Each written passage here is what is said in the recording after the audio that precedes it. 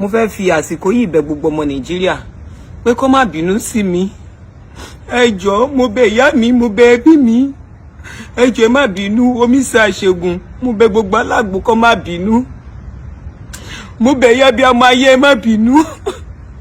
Ẹ má dà omi nù tọmọtọmọ, ẹ jọ̀ọ́ nítorí Ọlọ́run. Mo bẹ̀ Ọlọ́run ọba náà kó ṣe àforíjì fún mi. Ní ọkùnrin ní obìnrin, mo bẹ̀ yín gbogbo ọmọ Nàìjíríà, ẹ jọ̀ọ́ nítorí Ọlọ́run. Ọmọ yìí ni mo jẹ́, ẹ jọ̀ọ́ nítorí Ọlọ́run. Mo ti ṣàṣìṣe, mo ti regret gbogbo mistake mi, ẹ jọ̀ọ́ nítorí Ọlọ́run. Ẹ̀yin tó ní ilé ayé ẹ má bínú, gbogbo ìyá Abiamo ayé ẹ jọ̀ọ́ nítorí Ọlọ́run. Ẹ má bínú. Ẹ jọ̀ọ́ mi láwíjàre kọ̀kọ̀ lẹ́nu, mi ní àwíjàre kọ̀kọ̀, ẹ̀bẹ̀ ni mò ń bẹ̀. Ọlọ́run tó tóbi jùlọ mo bẹ̀ yín. Ọlọ́run ẹ má bínú. Gbogbo ìyá Abiamo ẹ má bínú sí mi, ẹ jọ̀ọ́ nítorí Ọlọ́run. Ẹ̀bẹ̀ ni mò ń bẹ̀bẹ̀ ní, ẹ jọ̀ọ́.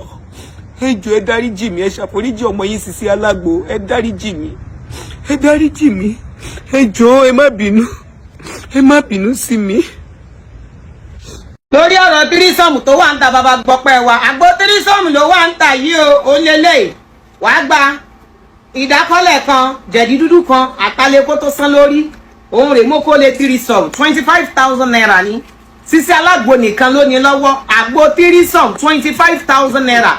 Ní ilé iṣẹ́ Sisi Alagbo all over Nigeria mo máa send ẹ̀ sí. Mo dẹ̀ lè send lọ sí abroad, export standard ní, egbògi ní, liquid tó wà níbí by 100 ml ní, ó lè gun plane. Powder yìí náà dẹ̀rẹ̀, ó wà certified. Kàn sí mi ní ilé iṣẹ́ Sisi Alagbo ní Ológun Ẹrú níwájú ilé epo Larimat ní ìlú Ìbàdàn. Ó dẹ̀ lè WhatsApp mi 081 45 97 43 7.